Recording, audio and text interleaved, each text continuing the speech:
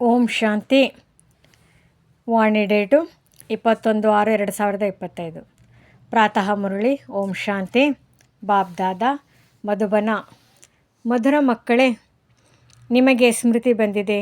ನಾವು 84 ಜನ್ಮಗಳ ಚಕ್ರವನ್ನು ಪೂರ್ಣ ಮಾಡಿದೆವು. ಈಗ ನಮ್ಮ ಮನೆಯಾದ ಶಾಂತಿಧಾಮಕ್ಕೆ ಹೋಗುತ್ತೇವೆ. ಮನೆಗೆ ಹೋಗಲು ಇನ್ನೂ ಸ್ವಲ್ಪ ಸಮಯವೇ ಉಳಿದಿದೆ. ಪ್ರಶ್ನೆ: ಯಾವ ಮಕ್ಕಳಿಗೆ ಮನೆಗೆ ಹೋಗುವ ಸ್ಮೃತಿ ಇರುವುದೋ ಅವರ ಲಕ್ಷಣಗಳೇನು? ಉತ್ತರ: ಅವರು ಈ ಹಳೆಯ ಪ್ರಪಂಚವನ್ನು ನೋಡಿಯೂ ನೋಡದಂತಿರುತ್ತಾರೆ. ಅವರಿಗೆ ಬೇಹದ್ದಿನ ವೈರಾಗ್ಯವಿರುವುದು. ಉದ್ಯೋಗ ವ್ಯವಹಾರಗಳಲ್ಲಿದ್ದರೂ ಅದರಿಂದ ಹಗುರವಾಗಿರುತ್ತಾರೆ. ಅಲ್ಲಿ ಇಲ್ಲಿ ಅಲ್ಲಸಲ್ಲದ ಮಾತುಗಳಲ್ಲಿ ತಮ್ಮ ಸಮಯವನ್ನು ಹಾಳು ಮಾಡುವುದಿಲ್ಲ. ತಮ್ಮನ್ನು ಈ ಪ್ರಪಂಚದಲ್ಲಿ ಅತಿಥಿ ಎಂದು ತಿಳಿಯುತ್ತಾರೆ. ಓಂ ಶಾಂತಿ. ನಾವು ಸ್ವಲ್ಪ ಸಮಯಕ್ಕಾಗಿ ಹಳೆಯ ಪ್ರಪಂಚದ ಅತಿಥಿಗಳಾಗಿದ್ದೇವೆಂದು ಕೇವಲ ನೀವು ಸಂಗಮಯುಗಿ ಬ್ರಾಹ್ಮಣರೇ ತಿಳಿದುಕೊಂಡಿದ್ದೀರಿ. ನಿಮ್ಮ ಸತ್ಯವಾದ ಮನೆಯು ಶಾಂತಿಧಾಮವಾಗಿದೆ. ಅದನ್ನೇ ಮನುಷ್ಯರು ಮನಸ್ಸಿಗೆ ಶಾಂತಿ ಸಿಗಲೆಂದು ಬಹಳ ನೆನಪು ಮಾಡುತ್ತಾರೆ. ಆದರೆ ಮನಸ್ಸು ಎಂದರೇನು, ಶಾಂತಿ ಎಂದರೇನು, ನಮಗೆ ಎಲ್ಲಿಂದ ಸಿಗುವುದು ಎಂಬುದನ್ನೇನನ್ನೂ ತಿಳಿದುಕೊಂಡಿಲ್ಲ. ಈಗ ಮನೆಗೆ ಹೋಗಲು ಇನ್ನೂ ಸ್ವಲ್ಪ ಸಮಯವೇ ಇದೆ ಎಂಬುದನ್ನು ತಿಳಿದಿದ್ದೀರಿ. ಇಡೀ ಪ್ರಪಂಚದ ಮನುಷ್ಯರೆಲ್ಲರೂ ನಂಬರ್ವಾರ್ ಆಗಿ ಅಲ್ಲಿಗೆ ಹೋಗುವರು. ಅದು ಶಾಂತಿಧಾಮ. ಇದು ದುಃಖಧಾಮವಾಗಿದೆ. ಇದನ್ನು ನೆನಪು ಮಾಡುವುದು ಸಹಜವಲ್ಲವೇ? ವೃದ್ಧರಾಗಿರಲಿ, ಯುವಕರಾಗಿರಲಿ ಇದನ್ನು ನೆನಪು ಮಾಡಬಹುದಲ್ಲವೇ? ಇದರಲ್ಲಿ ಇಡೀ ಸೃಷ್ಟಿಯ ಜ್ಞಾನವು ಬಂದುಬಿಡುತ್ತದೆ. ಸಂಪೂರ್ಣ ಜ್ಞಾನವು ಬುದ್ಧಿಯಲ್ಲಿ ಬರುತ್ತದೆ. ನೀವೀಗ ಸಂಗಮಯುಗದಲ್ಲಿ ಕುಳಿತಿದ್ದೀರಿ ಅಂದಾಗ ನಾಟಕದ ಅನುಸಾರ ನಾವು ಶಾಂತಿಧಾಮಕ್ಕೆ ಹೋಗುತ್ತಿದ್ದೇವೆ ಎಂದು ಬುದ್ಧಿಯಲ್ಲಿದೆ. ಇದು ಬುದ್ಧಿಯಲ್ಲಿ ಇದ್ದರೆ ನಿಮಗೆ ಬಹಳ ಖುಷಿ ಇರುವುದು. ಸ್ಮೃತಿ ಇರುವುದು. ನಮಗೆ ನಮ್ಮ 84 ಜನ್ಮಗಳ ಸ್ಮೃತಿ ಬಂದಿದೆ. ಈ ಭಕ್ತಿ ಮಾರ್ಗವೇ ಬೇರೆಯಾಗಿದೆ. ಇದು ಜ್ಞಾನ ಮಾರ್ಗದ ಮಾತುಗಳಾಗಿವೆ. ತಂದೆ ತಿಳಿಸುತ್ತಿದ್ದಾರೆ, ಮಧುರ ಮಕ್ಕಳೇ, ಈಗ ತಮ್ಮ ಮನೆಯು ನೆನಪಿಗೆ ಬರುತ್ತಿದೆಯೇ? ಎಷ್ಟೊಂದು ಕೇಳುತ್ತಿರುತ್ತೀರಿ. ಇಲ್ಲಿ ಅನೇಕ ಮಾತುಗಳನ್ನು ಕೇಳುತ್ತೀರಿ. ಇದೊಂದೇ ಆಗಿದೆ. ನಾವೀಗ ಶಾಂತಿಧಾಮಕ್ಕೆ ಹೋಗುತ್ತೇವೆ, ನಂತರ ಸುಖಧಾಮದಲ್ಲಿ ಬರುತ್ತೇವೆ. ತಂದೆಯು ಪಾವನ ಪ್ರಪಂಚದಲ್ಲಿ ಕರೆದುಕೊಂಡು ಹೋಗಲು ಬಂದಿದ್ದಾರೆ. ಸುಖಧಾಮದಲ್ಲಿ ಆತ್ಮಗಳು ಸುಖ ಮತ್ತು ಶಾಂತಿಯಲ್ಲಿರುತ್ತಾರೆ. ಶಾಂತಿಧಾಮದಲ್ಲಿ ಕೇವಲ ಶಾಂತಿ ಇರುವುದು. ಇಲ್ಲಂತೂ ಬಹಳ ಹೊಡೆದಾಟವಿದೆಯಲ್ಲವೇ? ಇಲ್ಲಿ ಮಧುಬನದಿಂದ ನೀವು ಹೋಗುತ್ತೀರೆಂದರೆ ತಮ್ಮ ಬುದ್ಧಿಯು ಅಲ್ಲಿ ಇಲ್ಲಿ ತಮ್ಮ ಉದ್ಯೋಗ ವ್ಯವಹಾರಗಳ ಕಡೆಯೇ ಹೋಗುತ್ತಿರುವುದು. ಆದರೆ ಮಧುಬನದಲ್ಲಂತೂ ಜಂಜಾಟವಿರೋದಿಲ್ಲ. ಏಕೆಂದರೆ ನಿಮಗೆ ತಿಳಿದಿದೆ, ನಾವು ಆತ್ಮಗಳು ಶಾಂತಿಧಾಮದ ನಿವಾಸಿಗಳಾಗಿದ್ದೇವೆ. ತಂದೆಯು ಬಂದು ನೀವು ಮಕ್ಕಳಿಗೆ ಓದಿಸುತ್ತಾರೆ. ಕೋಟಿಯಲ್ಲಿ ಕೆಲವರೇ ಓದುತ್ತಾರೆ, ಎಲ್ಲರೂ ಓದುವುದಿಲ್ಲ. ನೀವೀಗ ಎಷ್ಟೊಂದು ಬುದ್ಧಿವಂತರಾಗುತ್ತೀರಿ. ಮೊದಲು ಬುದ್ಧಿಹೀನರಾಗಿದ್ದಿರಿ. ಈಗಂತೂ ನೋಡಿ ಎಷ್ಟೊಂದು ಜಗಳ ಕಲಹಗಳಿವೆ. ಇದಕ್ಕೆ ಏನು ಹೇಳುವುದು? ನಾವು ಪರಸ್ಪರ ಸಹೋದರರಾಗಿದ್ದೇವೆ ಎಂಬುದನ್ನು ಸಹ ಅವರು ಮರೆತು ಹೋಗಿದ್ದಾರೆ. ಸಹೋದರರೆಂದಾದರೂ ಕೊಲೆ ಮಾಡುತ್ತಾರೆಯೇ? ಒಂದು ವೇಳೆ ಕೊಲೆ ಮಾಡಿದರೂ ಸಹ ಕೇವಲ ಆಸ್ತಿಗಾಗಿ. ನಾವೆಲ್ಲರೂ ಒಬ್ಬ ತಂದೆಯ ಮಕ್ಕಳು, ಸಹೋದರರಾಗಿದ್ದೇವೆ ಎಂದು ನಿಮಗೆ ಅರ್ಥವಾಗಿದೆ. ನಾವು ಆತ್ಮಗಳಿಗೆ ತಂದೆಯು ಬಂದು ಓದಿಸುತ್ತಾರೆ. 5000 ವರ್ಷಗಳ ಹಿಂದಿನ ತರಹ ನಮಗೆ ಓದಿಸುತ್ತಾರೆಂದು ನೀವೀಗ ಪ್ರತ್ಯಕ್ಷದಲ್ಲಿ ತಿಳಿದುಕೊಳ್ಳುತ್ತೀರಿ. ಏಕೆಂದರೆ ಅವರು ಜ್ಞಾನ ಸಾಗರನಾಗಿದ್ದಾರೆ. ಈ ವಿದ್ಯೆಯನ್ನು ಮತ್ತಾರೂ ತಿಳಿದುಕೊಂಡಿಲ್ಲ. ತಂದೆಯೇ ಸ್ವರ್ಗದ ರಚಯಿತನಾಗಿದ್ದಾರೆ. ಸೃಷ್ಟಿಯನ್ನು ರಚಿಸುವರೆಂದೇ ಹೇಳಲಾಗುತ್ತದೆ. ಅಲ್ಲಿ ಮತ್ಯಾವುದೇ ಖಂಡವಿರುವುದಿಲ್ಲ. ಇಲ್ಲಂತೂ ಬಹಳಷ್ಟು ಖಂಡಗಳಿವೆ. ಒಂದು ಸಮಯದಲ್ಲಿ ಯಾವಾಗ ಒಂದೇ ಧರ್ಮವಿತ್ತು, ಒಂದೇ ಖಂಡವಿತ್ತು, ನಂತರದಲ್ಲಿ ಇವೆಲ್ಲ ವಿಭಿನ್ನ ಧರ್ಮಗಳು ಬಂದಿವೆ. ವಿಭಿನ್ನ ಧರ್ಮಗಳು ಹೇಗೆ ಬರುತ್ತವೆ ಎಂಬುದು ಈಗ ನಿಮ್ಮ ಬುದ್ಧಿಯಲ್ಲಿ ಕುಳಿತಿದೆ. ಮೊಟ್ಟ ಮೊದಲನೆಯದು ಆದಿ ಸನಾತನ ದೇವಿ ದೇವತಾ ಧರ್ಮವಾಗಿದೆ. ಸನಾತನ ಧರ್ಮವೆಂದು ಇಲ್ಲಿ ಹೇಳುತ್ತಾರೆ. ಆದರೆ ಅರ್ಥವನ್ನು ತಿಳಿದುಕೊಂಡೇ ಇಲ್ಲ. ನೀವೆಲ್ಲರೂ ಆದಿ ಸನಾತನ ದೇವಿ ದೇವತಾ ಧರ್ಮದವರಾಗಿದ್ದೀರಿ. ಈಗ ಪತೀತರಾಗಿ ಬಿಟ್ಟಿದ್ದೀರಿ. ಸತೋ ಪ್ರಧಾನರಿಂದ ಸತೋ ರಜೋ ತಮೋ ಆಗುತ್ತಾ ಬಂದಿದ್ದೀರಿ. ಆದಿ ಸನಾತನ ದೇವಿ ದೇವತಾ ಧರ್ಮದವರಾಗಿದ್ದಾಗ ನಾವು ಬಹಳ ಪವಿತ್ರರಾಗಿದ್ದೆವು. ಈಗ ಪತೀತರಾಗಿದ್ದೇವೆಂದು ನಿಮಗೀಗ ಅರ್ಥವಾಗಿದೆ. ನೀವೇ ತಂದೆಯಿಂದ ಪವಿತ್ರ ಪ್ರಪಂಚದ ಮಾಲೀಕರಾಗುವ ಆಸ್ತಿಯನ್ನು ಪಡೆದಿದ್ದೀರಿ. ನಾವು ಮೊಟ್ಟ ಮೊದಲು ಪವಿತ್ರ ಗೃಹಸ್ಥ ಧರ್ಮದವರಾಗಿದ್ದೆವು. ಈಗ ನಾಟಕದನುಸಾರ ರಾವಣ ರಾಜ್ಯದಲ್ಲಿ ನಾವು ಪತೀತ ಪ್ರವೃತ್ತಿ ಮಾರ್ಗದವರಾಗಿ ಬಿಟ್ಟಿದ್ದೇವೆ ಎಂಬುದನ್ನು ತಿಳಿದುಕೊಂಡು ಬಿಟ್ಟಿದ್ದೇವೆ. ಆದ್ದರಿಂದಲೇ ಹೇ ಪತಿತ ಪಾವನ, ನಮ್ಮನ್ನು ಸುಖಧಾಮದಲ್ಲಿ ಕರೆದುಕೊಂಡು ಹೋಗಿ ಎಂದು ಕರೆಯುತ್ತಾರೆ. ಇದು ನೆನ್ನೆಯ ಮಾತಾಗಿದೆ. ನೆನ್ನೆಯ ದಿನ ನೀವು ಪವಿತ್ರರಾಗಿದ್ದಿರಿ. ಇಂದು ಅಪವಿತ್ರರಾಗಿರುವ ಕಾರಣ ತಂದೆಯನ್ನು ಕರೆಯುತ್ತೀರಿ. ಆತ್ಮವು ಪತೀತವಾಗಿ ಬಿಟ್ಟಿದೆ. ಬಾಬಾ ಪುನಃ ನಮ್ಮನ್ನು ಪಾವನರನ್ನಾಗಿ ಮಾಡಿ ಎಂದು ಆತ್ಮವೇ ಕರೆಯುತ್ತದೆ. ಈಗ ತಂದೆಯು ತಿಳಿಸುತ್ತಾರೆ, ಮಕ್ಕಳೇ, ಈ ಅಂತಿಮ ಜನ್ಮದಲ್ಲಿ ಪವಿತ್ರರಾಗಿಯೇ. ಇದರಿಂದ ನೀವು ನಂತರ 21 ಜನ್ಮಗಳ ಕಾಲ ಬಹಳ ಸುಖಿಯಾಗಿರುತ್ತೀರಿ. ತಂದೆಯು ಬಹಳ ಒಳ್ಳೆಯ ಮಾತುಗಳನ್ನು ತಿಳಿಸುತ್ತಾರೆ. ಕೆಟ್ಟ ವಸ್ತುಗಳನ್ನು ಬಿಡಿಸುತ್ತಾರೆ. ನೀವು ದೇವತೆಗಳಾಗಿದ್ದೀರಲ್ಲವೇ, ಈಗ ಪುನಃ ಆಗಬೇಕಾಗಿದೆ. ಆದ್ದರಿಂದ ಪವಿತ್ರರಾಗಿ, ಇದು ಎಷ್ಟು ಸಹಜವಲ್ಲವೇ. ಬಹಳ ದೊಡ್ಡ ಸಂಪಾದನೆ ಇದೆ. ಶಿವತಂದೆಯೂ ಬಂದಿದ್ದಾರೆ. ಇವರು ಪ್ರತಿ 5000 ವರ್ಷಗಳ ನಂತರ ಬರುತ್ತಾರೆ ಎಂದು ನೀವು ಮಕ್ಕಳು ಬುದ್ಧಿಯಲ್ಲಿದೆ. ಹಳೆಯ ಪ್ರಪಂಚದಿಂದ ಹೊಸ ಪ್ರಪಂಚವು ಖಂಡಿತ ಆಗೋದು. ಈ ಮಾತನ್ನು ಮತ್ತಾರೂ ತಿಳಿಸಿಲ್ಲ, ಸಾಧ್ಯವಿಲ್ಲ. ಶಾಸ್ತ್ರಗಳಲ್ಲಿ ಕಲಿಯುಗದ ಆಯಸ್ಸನ್ನು ಬಹಳ ದೀರ್ಘ ಮಾಡಿಬಿಟ್ಟಿದ್ದಾರೆ. ಇದೆಲ್ಲವೂ ನಾಟಕದ ಪೂರ್ವ ನಿಶ್ಚಿತವಾಗಿದೆ. ನೀವೀಗ ಪಾಪಗಳಿಂದ ಮುಕ್ತರಾಗುವ ಪುರುಷಾರ್ಥ ಮಾಡುತ್ತೀರಿ. ಅಂದ ಮೇಲೆ ಗಮನವಿರಲಿ, ನಿಮ್ಮಿಂದ ಯಾವುದೇ ಪಾಪವಾಗಬಾರದು. ದೇಹಾಭಿಮಾನದಲ್ಲಿ ಬರುವುದರಿಂದಲೇ ಅನ್ಯ ವಿಕಾರಗಳು ಬರುತ್ತವೆ. ಅದರಿಂದ ಪಾಪವಾಗುತ್ತದೆ. ಆದುದರಿಂದ ಭೂತಗಳನ್ನು ಓಡಿಸಬೇಕಾಗಿದೆ. ಈ ಹಳೆಯ ಪ್ರಪಂಚದ ಯಾವುದೇ ವಸ್ತುವಿನಲ್ಲಿ ವ್ಯಾಮೋಹವೂ ಬೇಡ. ಈ ಹಳೆಯ ಪ್ರಪಂಚದಿಂದ ವೈರಾಗ್ಯವಿರಲಿ. ಭಲೆ ನೋಡುತ್ತೀರಿ, ಹಳೆಯ ಮನೆಯಲ್ಲಿಯೇ ಇದ್ದೀರಿ. ಆದರೆ ನಿಮ್ಮ ಬುದ್ಧಿಯು ಹೊಸ ಪ್ರಪಂಚದೆಡೆಗೆ ಇದೆ. ಹೊಸ ಮನೆಗೆ ಹೋಗುತ್ತಾರೆಂದರೆ ಹೊಸದನ್ನೇ ನೋಡುತ್ತಾರೆ. ಈ ಹಳೆಯ ಪ್ರಪಂಚವು ಸಮಾಪ್ತಿಯಾಗುವವರೆಗೆ ಕಣ್ಣುಗಳಿಂದ ಹಳೆಯ ಪ್ರಪಂಚವನ್ನು ನೋಡುತ್ತಿದ್ದರೂ ಹೊಸ ಪ್ರಪಂಚವನ್ನು ನೆನಪು ಮಾಡಬೇಕಾಗಿದೆ. ಪಶ್ಚಾತ್ತಾಪ ಪಡುವಂಥ ಕೆಲಸವನ್ನು ಮಾಡಬೇಡಿ. ಇಂದು ಯಾರಿಗಾದರೂ ದುಃಖ ಕೊಟ್ಟಿರಿ, ಪಾಪ ಮಾಡಿದರೆಂದರೆ ಬಾಬಾ ಇದು ಪಾಪವೇ ಎಂದು ತಂದೆಯ ಬಳಿ ಬಂದು ಕೇಳಬಹುದು. ಅಂದ ಮೇಲೆ ಇದರಲ್ಲಿ ಗುಟುಕರಿಸುವುದೇಕೆ? ನೀವು ತಂದೆಯೊಂದಿಗೆ ಕೇಳಲಿಲ್ಲವೆಂದರೆ ಗುಟುಕರಿಸುತ್ತಿರುತ್ತೀರಿ. ತಂದೆಯೊಂದಿಗೆ ತಿಳಿಸಿದಾಗ ತಂದೆಯು ತಕ್ಷಣ ಹಗುರ ಮಾಡಿಬಿಡುತ್ತಾರೆ. ನೀವು ಬಹಳ ಭಾರಿಯಾಗಿದ್ದೀರಿ. ಪಾಪಗಳ ಹೊರೆಯು ಬಹಳ ಭಾರಿಯಾಗಿದೆ. ಈಗ 21 ಜನ್ಮಗಳಿಗಾಗಿ ಪಾಪಗಳಿಂದ ಹಗುರರಾಗಿ ಬಿಡುತ್ತೀರಿ. ಜನ್ಮ ಜನ್ಮಾಂತರದ ಹೊರೆಯು ತಲೆಯ ಮೇಲಿದೆ. ಎಷ್ಟು ನೆನಪಿನಲ್ಲಿರುತ್ತೀರೋ ಅಷ್ಟು ಹಗುರರಾಗುವಿರಿ. ತುಕ್ಕು ಬಿಡುತ್ತಾ ಹೋಗುವುದು ಮತ್ತು ಖುಷಿಯು ಹೆಚ್ಚುವುದು. ಸತ್ಯುಗದಲ್ಲಿ ನೀವು ಬಹಳ ಖುಷಿಯಲ್ಲಿದ್ದೀರಿ. ನಂತರ ಕಡಿಮೆಯಾಗುತ್ತಾ ನಿಮ್ಮ ಇಡೀ ಖುಷಿಯೇ ಮಾಯವಾಗುತ್ತಾ ಹೋಗಿದೆ. ಸತ್ಯುಗದಿಂದ ಹಿಡಿದು ಈ ಕಲಿಯುಗದವರೆಗಿನ ಈ ಪ್ರಯಾಣದಲ್ಲಿ 5000 ವರ್ಷಗಳಾಯಿತು. ನಾವು ಹೇಗೆ ಸ್ವರ್ಗದಿಂದ ನರಕದಲ್ಲಿ ಬಂದಿದ್ದೇವೆಂಬುದನ್ನು ಈಗ ಅರ್ಥವಾಗಿದೆ. ಈಗ ನೀವು ಪುನಃ ನರಕದಿಂದ ಸ್ವರ್ಗದಲ್ಲಿ ಹೋಗುತ್ತೀರಿ. 1 ಸೆಕೆಂಡಿನಲ್ಲಿ ಜೀವನ್ಮುಕ್ತಿ ತಂದೆಯನ್ನು ಅರಿತುಕೊಂಡಿರಿ. ತಂದೆಯು ಬಂದಿದ್ದಾರೆಂದ ಮೇಲೆ ಅವಶ್ಯವಾಗಿ ನಮ್ಮನ್ನು ಸ್ವರ್ಗದಲ್ಲಿ ಕರೆದುಕೊಂಡು ಹೋಗುತ್ತಾರೆ. ಮಗುವಿನ ಜನ್ಮವಾಯಿತೆಂದರೆ ಇಡೀ ಆಸ್ತಿಗೆ ಮಾಲೀಕನಾಯಿತು. ನೀವೀಗ ತಂದೆಯ ಮಕ್ಕಳಾಗಿದ್ದೀರಿ. ಅಂದ ಮೇಲೆ ನಶೆ ಏರಬೇಕಲ್ಲವೇ? ಆದರೆ ಇಳಿಯೋದೇಕೆ? ನೀವು ದೊಡ್ಡವರಾಗಿದ್ದೀರಲ್ಲವೇ? ಬೇಹದ್ದಿನ ತಂದೆಯ ಮಕ್ಕಳಾಗಿದ್ದೀರಂದ ಮೇಲೆ ಬೇಹದ್ದಿನ ರಾಜಧಾನಿಯ ಮೇಲೆ ನಿಮ್ಮ ಹಕ್ಕಿದೆ. ಆದ್ದರಿಂದ ಅತೀಂದ್ರಿಯ ಸುಖವನ್ನು ಕೇಳಬೇಕೆಂದರೆ ಗೋಪಿ ವಲ್ಲಭನ ಗೋಪ ಗೋಪಿಕೆಯರಿಂದ ಕೇಳಿ ಎಂಬ ಗಾಯನವಿದೆ.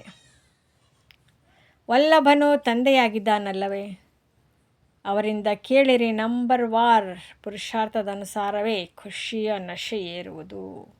ಕೆಲವರಂತೂ ಬಹುಬೇಗನೆ ಅನ್ಯರನ್ನು ತಮ್ಮ ಸಮಾನ ಮಾಡಿಕೊಳ್ಳುತ್ತಾರೆ. ಎಲ್ಲವನ್ನು ಮರೆಸಿ ತಮ್ಮ ರಾಜಧಾನಿಯ ನೆನಪು ತರಿಸುವುದೇ ನೀವು ಮಕ್ಕಳ ಕರ್ತವ್ಯವಾಗಿದೆ. ನೀವಂತೂ ಸ್ವರ್ಗದ ಮಾಲೀಕರಾಗುತ್ತೀರಿ. ಈಗ ಕಲಿಯುಗ ಹಳೆಯ ಪ್ರಪಂಚವಾಗಿದೆ, ನಂತರ ಹೊಸ ಪ್ರಪಂಚವಾಗುತ್ತದೆ. ಪ್ರತಿ 5,000 ವರ್ಷಗಳ ನಂತರ ತಂದೆಯು ಭಾರತದಲ್ಲಿಯೇ ಬರುತ್ತಾರೆ. ಅವರ ಜಯಂತಿಯನ್ನು ಆಚರಿಸುತ್ತೀರಿ. ತಂದೆಯು ಬಂದು ನಮಗೆ ರಾಜಧಾನಿಯನ್ನು ಕೊಟ್ಟು ಹೋಗುತ್ತಾರೆ. ನಂತರ ನೆನಪು ಮಾಡುವ ಅವಶ್ಯಕತೆ ಇರುವುದಿಲ್ಲ. ನಂತರ ಭಕ್ತಿಯು ಆರಂಭವಾದಾಗ ನೆನಪು ಮಾಡುತ್ತಾರೆ. ಇದು ನಿಮಗೆ ತಿಳಿದಿದೆ. ಆತ್ಮವು ರುಚಿ ನೋಡಿದೆ. ಆದ್ದರಿಂದ ಬಾಬಾ ಪುನಃ ಬಂದು ನಮ್ಮನ್ನು ಶಾಂತಿಧಾಮ ಸುಖಧಾಮದಲ್ಲಿ ಕರೆದುಕೊಂಡು ಹೋಗಿ ಎಂದು ನೆನಪು ಮಾಡುತ್ತಾರೆ. ನೀವೀಗ ಮಕ್ಕಳು ತಿಳಿದುಕೊಂಡಿದ್ದೀರಿ. ಅವರು ನಮಗೆ ತಂದೆಯೂ ಆಗಿದ್ದಾರೆ, ಶಿಕ್ಷಕನೂ ಆಗಿದ್ದಾರೆ, ಸದ್ಗುರುವು ಕೂಡ ಆಗಿದ್ದಾರೆ. ಸೃಷ್ಟಿಯ ಆದಿ ಮಧ್ಯ ಅಂತ್ಯದ ಚಕ್ರ ಮತ್ತು 84 ಜನ್ಮಗಳ ಜ್ಞಾನವು ನಿಮ್ಮ ಬುದ್ಧಿಯಲ್ಲಿದೆ. ಅನೇಕ ಬಾರಿ 84 ಜನ್ಮಗಳನ್ನು ತೆಗೆದುಕೊಂಡಿದ್ದೀರಿ ಮತ್ತು ತೆಗೆದುಕೊಳ್ಳುತ್ತಾ ಇರುತ್ತೀರಿ. ಇದಂತೂ ಅಂತ್ಯವಾಗಲು ಸಾಧ್ಯವಿಲ್ಲ. ನಿಮ್ಮ ಬುದ್ಧಿಯಲ್ಲಿ ಚಕ್ರವಿದೆ. ಮತ್ತೆ ಮತ್ತೆ ಸ್ವದರ್ಶನ ಚಕ್ರವು ನೆನಪಿಗೆ ಬರಬೇಕು. ಇದೇ ಮನ್ಮನಾಭವ ಆಗಿದೆ. ತಂದೆಯನ್ನು ಎಷ್ಟು ನೆನಪು ಮಾಡುವಿರೋ ಅಷ್ಟು ಪಾಪಗಳು ಭಸ್ಮವಾಗುವವು. ಯಾವಾಗ ನೀವು ಕರ್ಮಾತೀತ ಸ್ಥಿತಿಗೆ ಸಮೀಪ ತಲುಪುವಿರೋ ಆಗ ನಿಮ್ಮಿಂದ ಯಾವುದೇ ವಿಕರ್ಮಗಳಾಗುವುದಿಲ್ಲ. ಈಗ ಸ್ವಲ್ಪ ಸ್ವಲ್ಪ ವಿಕರ್ಮಗಳಾಗಿ ಬಿಡುತ್ತವೆ. ಇನ್ನೂ ಸಂಪೂರ್ಣ ಕರ್ಮಾತೀತ ಸ್ಥಿತಿಯಾಗಿಲ್ಲ. ಇವರು ಅಂದರೆ ಬ್ರಹ್ಮ ಸಹ ನಿಮ್ಮ ಜೊತೆ ವಿದ್ಯಾರ್ಥಿಯಾಗಿದ್ದಾರೆ. ಓದಿಸುವವರು ಶಿವತಂದೆಯಾಗಿದ್ದಾರೆ. ಭಲೆ ಇವರಲ್ಲಿ ಪ್ರವೇಶ ಮಾಡುತ್ತಾರೆ, ಆದರೆ ಇವರು ಸಹ ವಿದ್ಯಾರ್ಥಿಯಾಗಿದ್ದಾರೆ. ಇವು ಹೊಸ ಮಾತುಗಳಾಗಿವೆ. ಕೇವಲ ನೀವೀಗ ತಂದೆಯನ್ನು ಸೃಷ್ಟಿಚಕ್ರವನ್ನು ನೆನಪು ಮಾಡಿ. ಅದು ಭಕ್ತಿ ಮಾರ್ಗ, ಇದು ಜ್ಞಾನ ಮಾರ್ಗವಾಗಿದೆ. ರಾತ್ರಿ ಹಗಲಿನ ಅಂತರವಿದೆ. ಅಲ್ಲಿ ಎಷ್ಟೊಂದು ಗಂಟೆ, ಜಾಗಟೆ ಇತ್ಯಾದಿಗಳನ್ನು ಬಾರಿಸುತ್ತಾರೆ. ಆದರೆ ಇಲ್ಲಿ ಕೇವಲ ನೆನಪಿನಲ್ಲಿರಬೇಕು ಅಷ್ಟೆ. ಆತ್ಮವು ಅಮರನಾಗಿದೆ. ಅಕಾಲ ಸಿಂಹಾಸನವೂ ಇದೆ. ತಂದೆಯೇ ಅಕಾಲ ಮೂರ್ತಿ ಎಂದಲ್ಲ, ನೀವು ಸಹ ಅಕಾಲ ಮೂರ್ತಿಗಳಾಗಿದ್ದೀರಿ. ಅಕಾಲ ಮೂರ್ತಿ ಆತ್ಮನಿಗೆ ಈ ಭೃಕುಟಿಯ ಸಿಂಹಾಸನವಾಗಿದೆ. ಅವಶ್ಯವಾಗಿ ಭೃಕುಟಿಯಲ್ಲಿಯೇ ಕುಳಿತುಕೊಳ್ಳುತ್ತೀರಿ. ಹೊಟ್ಟೆಯಲ್ಲಿ ಕುಳಿತುಕೊಳ್ಳುತ್ತೀರೇನು? ನಿಮಗೀಗ ತಿಳಿದಿದೆ, ನಾವು ಅಕಾಲ ಮೂರ್ತಿ ಆತ್ಮನಿಗೆ ಸಿಂಹಾಸನವೆಲ್ಲಿದೆ. ಈ ಭೃಕುಟಿಯ ಮಧ್ಯದಲ್ಲಿ ನಮ್ಮ ಸಿಂಹಾಸನವಿದೆ. ಅಮೃತಸರದಲ್ಲಿಯೂ ಅಕಾಲ ಸಿಂಹಾಸನವಿದೆಯಲ್ಲವೇ? ಅರ್ಥವೇನನ್ನು ತಿಳಿದುಕೊಂಡಿಲ್ಲ. ಅಕಾಲ ಮೂರ್ತಿ ಎಂದು ಮಹಿಮೆ ಮಾಡುತ್ತಾರೆ. ಅವರ ಅಕಾಲ ಸಿಂಹಾಸನದ ಬಗ್ಗೆ ಯಾರಿಗೂ ತಿಳಿದಿಲ್ಲ. ನಿಮಗೀಗ ಅರ್ಥವಾಗಿದೆ. ಸಿಂಹಾಸನವು ಇದೇ ಆಗಿದೆ. ಯಾವುದರಲ್ಲಿ ತಂದೆಯು ಕುಳಿತು ತಿಳಿಸುತ್ತಾರೆ ಅಂದಾಗ ಆತ್ಮವು ಅವಿನಾಶಿ, ಶರೀರವು ವಿನಾಶಿಯಾಗಿದೆ. ಆತ್ಮನಿಗೆ ಇದು ಅಕಾಲ ಸಿಂಹಾಸನವಾಗಿದೆ. ಇದನ್ನು ಅವರು ಸ್ಥೂಲವಾಗಿ ಸಿಂಹಾಸನ ಮಾಡಿ ಅದಕ್ಕೆ ಹೆಸರಿಟ್ಟಿದ್ದಾರೆ. ವಾಸ್ತವದಲ್ಲಿ ಅಕಾಲ ಆತ್ಮವು ಎಲ್ಲಿ ಕುಳಿತಿದೆ? ನೀವು ಮಕ್ಕಳ ಬುದ್ಧಿಯಲ್ಲಿ ಅರ್ಥವಿದೆ. ಏಕ್ ಓಂಕಾರ್, ಇದರ ಅರ್ಥವೇನು ನೀವು ತಿಳಿದುಕೊಂಡಿದ್ದೀರಿ. ಮನುಷ್ಯರು ಮಂದಿರಗಳಲ್ಲಿ ಹೋಗಿ ಅಚ್ಯುತಂ ಕೇಶವಂ ಎಂದು ಹಾಡುತ್ತಾರೆ. ಅರ್ಥವೇನೂ ಇಲ್ಲ. ಹಾಗೆಯೇ ಕೇವಲ ಸ್ತುತಿ ಮಾಡುತ್ತಿರುತ್ತಾರೆ. ಅಚ್ಯುತಂ ಕೇಶವಂ ಶ್ರೀರಾಮ ನಾರಾಯಣಂ. ಈಗ ರಾಮನಲ್ಲಿ, ಆ ನಾರಾಯಣನಲ್ಲಿ, ಅದೆಲ್ಲವೂ ಭಕ್ತಿ ಮಾರ್ಗವೆಂದು ತಂದೆ ತಿಳಿಸುತ್ತಾರೆ. ಜ್ಞಾನವು ಬಹಳ ಸರಳವಾಗಿದೆ. ಯಾವುದೇ ಅನ್ಯ ಮಾತನ್ನು ಕೇಳುವುದಕ್ಕೆ ಮೊದಲು ತಂದೆ ಮತ್ತು ಆಸ್ತಿಯನ್ನು ನೆನಪು ಮಾಡಬೇಕಾಗಿದೆ. ಆದರೆ ಇದನ್ನು ಯಾರೂ ಮಾಡುತ್ತಿಲ್ಲ. ಬೇಗನೆ ಮರೆತು ಹೋಗುತ್ತಾರೆ. ಮಾಯವು ಈ ರೀತಿ ಮಾಡುತ್ತದೆ, ಭಗವಂತನು ಈ ರೀತಿ ಮಾಡುತ್ತಾರೆಂದು ಒಂದು ನಾಟಕವೂ ಇದೆ. ನೀವು ತಂದೆಯನ್ನು ನೆನಪು ಮಾಡುತ್ತೀರಿ. ಮಾಯೆಯು ನಿಮ್ಮನ್ನು ಇನ್ನೂ ಬಿರುಗಾಳಿಗಳಲ್ಲಿ ತೆಗೆದುಕೊಂಡು ಹೋಗುತ್ತದೆ. ಶಕ್ತಿಶಾಲಿಯೊಂದಿಗೆ ಶಕ್ತಿಶಾಲಿಯಾಗಿ ಹೋರಾಡಿ ಎಂಬುದು ತಂದೆಯ ಆದೇಶವಾಗಿದೆ. ನೀವೆಲ್ಲರೂ ಯುದ್ಧದ ಮೈದಾನದಲ್ಲಿದ್ದೀರಿ. ಇದರಲ್ಲಿ ಯಾವ ಯಾವ ಪ್ರಕಾರದ ಯೋಧರಿದ್ದಾರೆಂದು ನಿಮಗೆ ತಿಳಿದಿದೆ.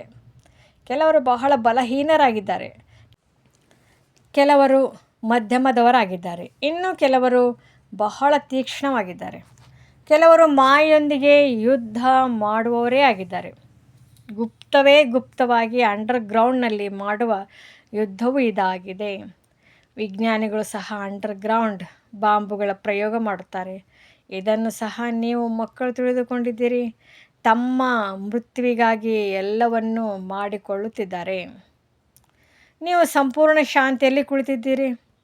ಅವರದು ವೈಜ್ಞಾನಿಕ ಬಲವಾಗಿದೆ. ಪ್ರಾಕೃತಿಕ ಆಪತ್ತುಗಳು ಬಹಳಷ್ಟಿವೆ. ಕೃತಕ ಮಳೆ ಬಿದ್ದು ದವಸ ಧಾನ್ಯಗಳು ಹೆಚ್ಚಾಗಲೆಂದು ತಿಳಿಯುತ್ತಾರೆ. ಎಷ್ಟೇ ಮಳೆ ಬಿದ್ದರೂ ಸಹ ಪ್ರಾಕೃತಿಕ ವಿಕೋಪಗಳಂತೂ ಅವಶ್ಯವಾಗಿ ಆಗುವುದು. ಬೆಂಕಿಯ ಮಳೆ ಬಿದ್ದಾಗ ಏನು ಮಾಡಲು ಸಾಧ್ಯ? ಇದಕ್ಕೆ ಪ್ರಾಕೃತಿಕ ವಿಕೋಪಗಳೆಂದು ಹೇಳಲಾಗುತ್ತದೆ. ಸತ್ಯಯುಗದಲ್ಲಿ ಇವೆಲ್ಲವೂ ಆಗುವುದಿಲ್ಲ, ಇಲ್ಲಿಯೇ ಆಗುತ್ತದೆ. ಇವು ಮತ್ತೆ ವಿನಾಶದ ಸಮಯದಲ್ಲಿ ಸಹಯೋಗ ನೀಡುತ್ತದೆ. ನಿಮ್ಮ ಬುದ್ಧಿಯಲ್ಲಿದೆ. ನಾವು ಸತ್ಯಯುಗದಲ್ಲಿ ಇದ್ದಾಗ ಜಮುನಾ ನದಿಯ ತೀರದಲ್ಲಿ ಚಿನ್ನದ ಮಹಲುಗಳು ಇರುತ್ತವೆ. ನಾವು ಕೆಲವರೇ ಅಲ್ಲಿರುತ್ತೇವೆ. ಕಲ್ಪವೂ ಅದೇ ರೀತಿ ನಡೆಯುತ್ತದೆ.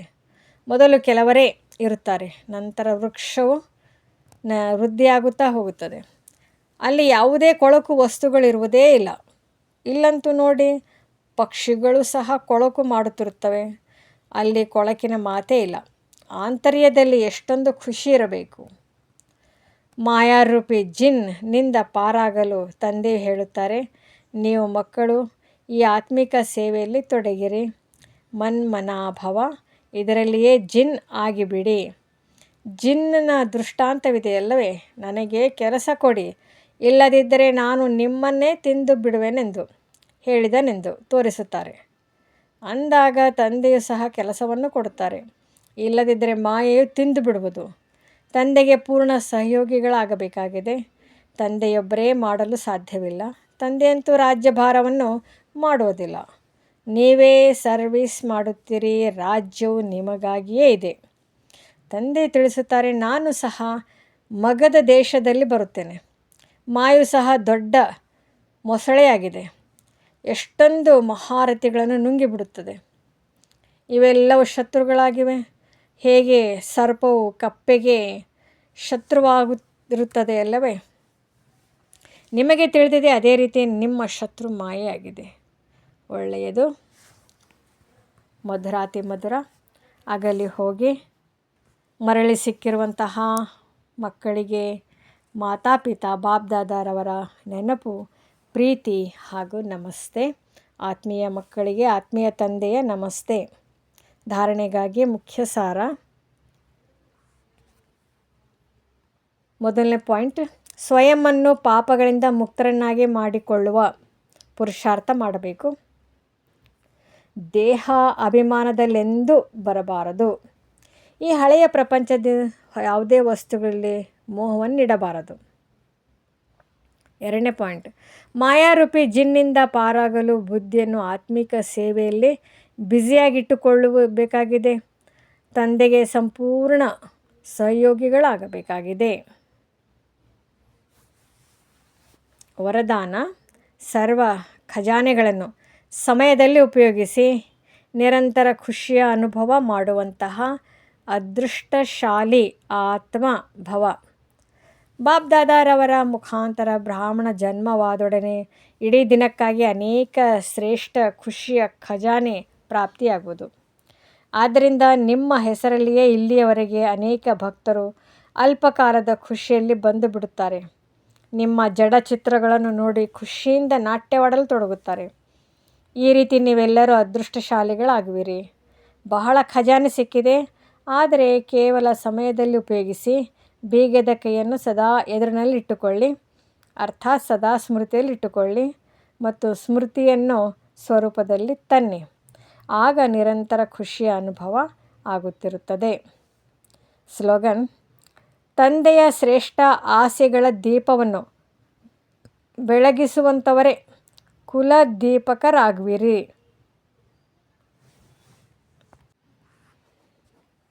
ಅವ್ಯಕ್ತ ಸೂಚನೆಗಳು: ಆತ್ಮಿಕ ಸ್ಥಿತಿಯಲ್ಲಿರುವಂತಹ ಅಭ್ಯಾಸ ಮಾಡಿ ಅಂತರ್ಮುಖಿಯಾಗಿರಿ. ಆತ್ಮಿಕ ಸ್ಥಿತಿಯಲ್ಲಿ ಇದ್ದು ಬಾಹಿರ್ಮುಖತೆಯನ್ನು ಬಿಟ್ಟರೆ ಪರಿಶ್ರಮದಿಂದ ಮುಕ್ತರಾಗಿ ಬಿಡುವಿರಿ. ಹಾಗೂ ಅನುಭವಗಳ ಸಾಗರನಲ್ಲಿ ಸಮಾವೇಶವಾಗಿ ಬಿಡುವಿರಿ. ಒಂದೆರಡು ಅನುಭವವಲ್ಲ, ಬಹಳಷ್ಟು ಅನುಭವಗಳಿವೆ. ಒಂದೆರಡು ಅನುಭವ ಮಾಡಿ ಅನುಭವಗಳ ಸರೋವರದಲ್ಲಿ ಸ್ನಾನ ಮಾಡಬೇಡಿ. ಸಾಗರನ ಮಕ್ಕಳು, ಅನುಭವಗಳ ಸಾಗರದಲ್ಲಿ ಸಮಾವೇಶವಾಗಿ ಬಿಡಿ.